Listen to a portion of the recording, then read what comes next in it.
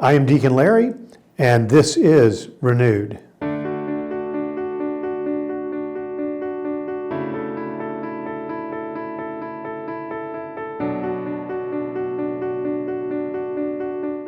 Welcome back to Renewed.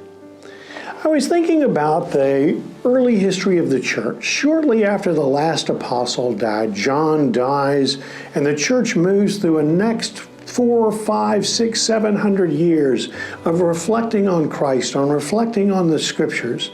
And there were a group of theologians and pastors and bishops called the Fathers of the Church, whose period runs from approximately 150 after Christ until around the year 700. In that period, the Fathers of the Church developed some of the most extraordinary sermons, some of the most extraordinary writings that we still study and we still reflect on, and often you'll hear as a part of our homilies. Some of those fathers, Origen, who has had one of the largest catalogs of books that were written by any of these, St. Augustine, who you know and hear of so often, St. Thomas Aquinas, often quoted, the Catechism of the Catholic Church often quotes St. Augustine, St. John Chrysostom, many great learned saints and fathers of the Church. One of the things I thought I'd share with you today is how they read Scripture, how they reflected on Scripture.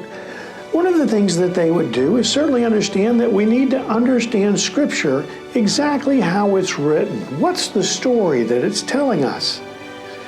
One of the other tools they used was developing something called types, or patterns, or forms. They began to look for forms in Scripture.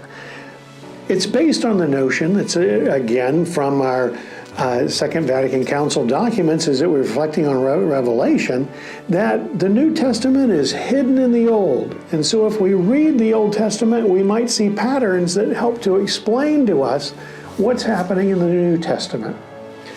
You know, I'll give you a few examples. A tree. There's a tree in the Garden of Eden, that very tree that Adam and Eve are told not to go to. And when they eat the fruit of that tree, that sin leads to their expulsion from the garden. So we have a tree that causes a fall. The Fathers of the Church, noticing that tree, speak of Jesus' cross as a tree. Wood and wood. The pattern. But the pattern is that of a reversal. From a tree that leads to a falling is a tree that leads to our rising. And so whenever we see trees in Scripture, we might indeed listen for, how's this speaking to us about Christ, His cross, and the passion, death, and resurrection. Another image, temple. The temple was the place where the Holy of Holies was. It was the place where God dwelled with His people. If you think of the temple for the church today, what might it be? It's certainly the church we live in, but it's also Christ's body. It's Christ's body in which God's Spirit dwelled for us in this earth. So we have an old temple and a new temple. Eve, the first woman, think of that first woman again, who is involved in that first sin of humanity.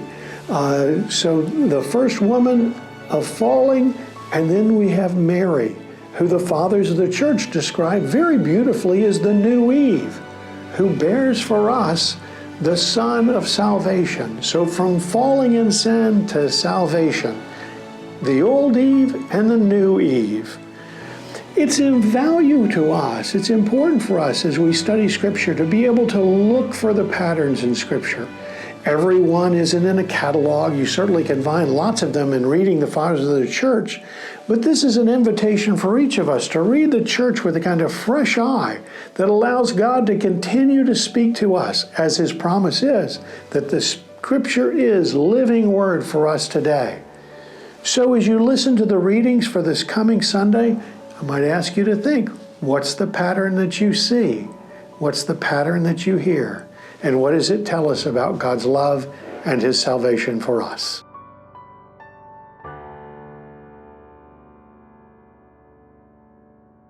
Please like, subscribe, or comment below.